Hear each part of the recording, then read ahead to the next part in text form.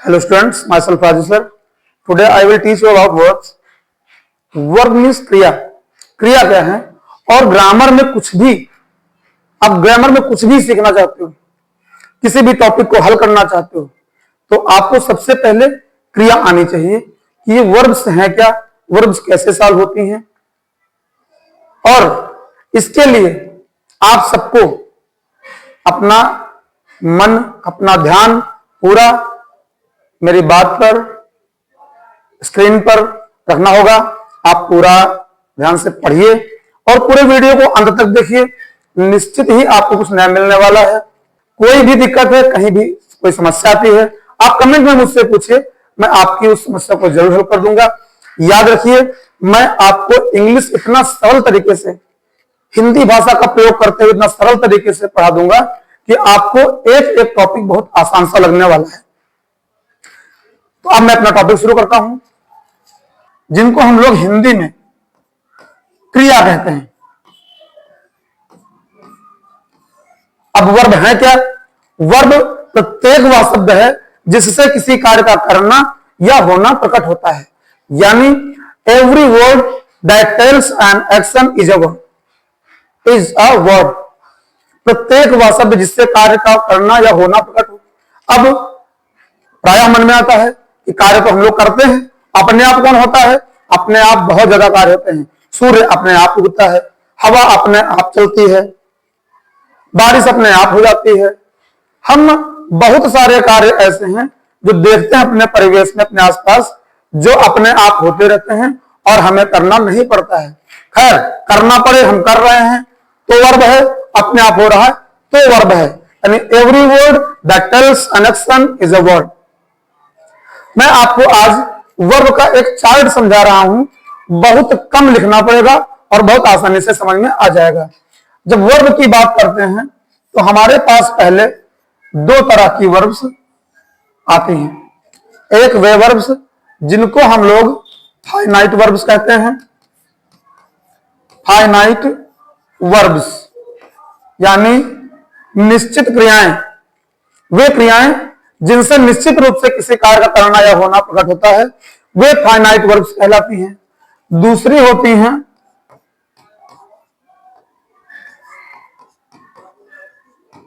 Infinite verbs. अनिश्चित क्रियाएं जिनसे कार्य का करना या होना तो नहीं प्रकट होता है, पर हमारे सेंटेंस के भाव को पूरा करने में सहायता करती हैं। इनको प्रायः हम लोग ऑक्सिलरीज के नाम से जानते हैं। ऑक्सिलरीज यानी सहायक क्रियाएं। अब फाइनाइट वर्ब्स की बात करते हैं तो हमारी finite verbs are of two types. The very first is transitive verbs. Transitive verbs को आपको बहुत ध्यान में रखना है, क्योंकि ट्रांजिटिव वर्ब्स वे क्रियाएं हैं जो हमें एक्टिव पैसिव हल करने में, एक्टिव से पैसिव बनाने में, पैसिव से एक्टिव बनाने में सहायता करती हैं, क्योंकि पैसिव वॉइसेस केवल ट्रांजिटिव वर्ब्स की बनती हैं। ट्रांजिटिव वर्ब्स यानी वे वर्ब्स जिनके साथ कोई ऑब्जेक्ट आए, इनको हिंदी में कहते भी हैं सकर्मक क्रियाएं। इनको हिंदी में सकर्मक क्रियाएं कहा भी जाता है। सकर्मक क्रियाएं माने ऐसी क्रियाएं जिनके साथ ऑब्जेक्ट आए, कह लिया जाए विद ऑब्जेक्ट। अगर ऑब्जेक्ट नहीं है तो आपकी वो वर्ब कही जाएगी इंट्रांजिटिव वर्ब। इंट्रांजिटिव वर्ब्स, इनको हिंदी में कहते हैं अकर्मक क्रियाएं। यानी वे क्रियाएं जिनमें कोई ऑब्जेक्ट ना आता हो, कोई भी ऑब्जेक्ट नहीं आ रहा है तो आप अकर्मक क्रियाओं पर हो, और इन क्रियाओं को कह लिया जाए विदाउट ऑब्जेक्ट। विदाउट ऑब्जेक्ट यानी इनके साथ कोई भी ऑब्जेक्ट नहीं आने वाला है। अब आप पहचानो कैसे? कुछ ना करिए, जो भी वर्ब है अपनी वर्ब को व्हाट से क्वेश्चन कर दीजिए। ऑब्जेक्ट आ जाए तो ट्रांजिटिव वर्ब, ऑब्जेक्ट ना आए तो इनट्रांजिटिव वर्ब। व्हाट से क्वेश्चन करने पर ऑब्जेक्ट आ रहा है तो ट्रांजिटिव वर्ब है, नहीं नो ऑब्जेक्ट तो इनट्रांजिटिव वर्ब। ये बहुत आसान है पहचानना। जैसे ईट माने खा, आप किसी से पूछो आप क्या खा रहे हो तो बता ले जाएगा हम ये खा रहे हैं, और जो उत्तर आ जाए आम, सेब, केला, बिस्कुट, खाना, भोजन, जो उत्तर आ जाए वही आपका ऑब्जेक्ट है। और क्योंकि ईट के साथ ऑब्जेक्ट आ रहा है इसलिए यह ट्रांजिटिव वर्ब है। वहीं दूसरी तरफ देखा जाए तो क्रिया है हंसना, हंस क्रिया, चल क्रिया। किसी से पूछो क्या चलते हो, नो आंसर, वो उत्तर नहीं दे पाएगा। और जहां आंसर नहीं है, जहां पर उत्तर नहीं है, आप अपनी वर्ब को क्या से क्वेश्चन कर लिए, ऑब्जेक्ट के रूप में कोई उत्तर आ ही नहीं रहा, तो वैसी स्थिति में फिर आप इंट्रांजिटिव वर्ब पर हो। याद रखो, क्या से क्वेश्चन करने पर, व्हाट से क्वेश्चन करने पर हमेशा केवल और केवल इंट्रांजिटिव वर्ब आएंगी, हमेशा ऑब्जेक्ट आएगा। ऑब्जेक्ट आ गया तो ट्रांजिटिव वर्ब, व्हाट से क्वेश्चन कर दिया, ऑब्जेक्ट आ गया, transitive verb. No object, object नहीं आया, इनट्रांजिटिव वर्ब। इसी तरह जो हमारे इनफाइनाइट वर्ब्स होती हैं ये भी दो प्रकार की होती हैं, यानी हमारे auxiliaries are of two types. पहली है प्राइमरी ऑक्सिलरीज,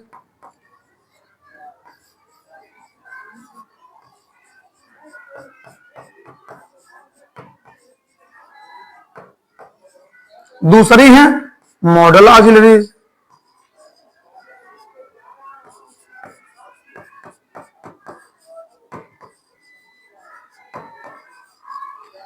प्राइमरी ऑक्सिलरीज जो हमारे वाक्य के भाव को पूरा करने में सहायता करती हैं, ये तीन प्रकार की होती हैं। पहली है बी, दूसरी है हैव और तीसरी है डू। याद रखिए डू भी दो प्रकार होते हैं, एक सहायक क्रिया वाले डू जिनके तीन रूप होते हैं, डू, डज और डिड, और एक फाइनाइट वर्ब वाले डू जिनके तीन रूप होते हैं, डू, डिड और डन। ये बात जरूर आप लोग याद रखिए, निश्चित आप सफलता पाएंगे। ग्रामर बहुत सरल है, आपको मैं हिंदी भाषा के माध्यम से बहुत सरल तरीके से ग्रामर अच्छे से सिखा दूंगा। अब ये जो हमारी प्राइमरी ऑक्सिलरीज हैं, ये तीनों की एक विशेषता है कि ये तीनों खुद फाइनाइट वर्ब का कार्य करती है, जबकि हमारी जो मॉडल ऑक्सिलरीज हैं ये फाइनाइट वर्ब का कार्य नहीं करती हैं, केवल अपना सेंस, अपना भाव देती हैं। अब हमारा जो बी है, इस बी के 5 रूप होते हैं, इज, आर, आई एम,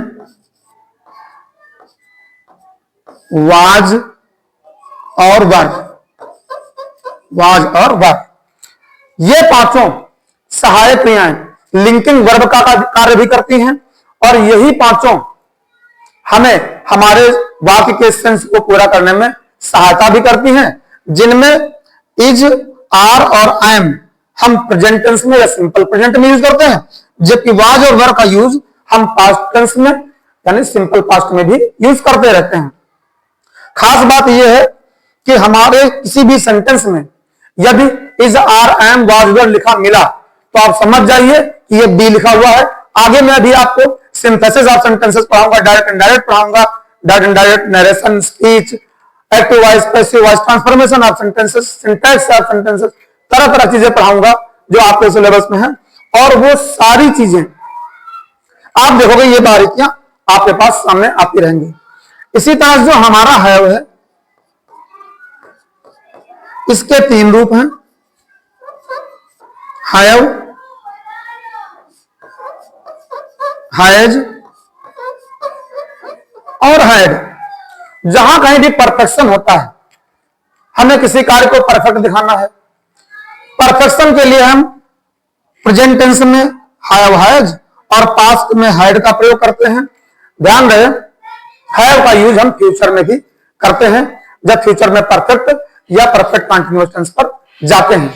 इसके अलावा हमारा जो डू है, इस डू के भी 3 रूप होते हैं, डू, डज और डिड।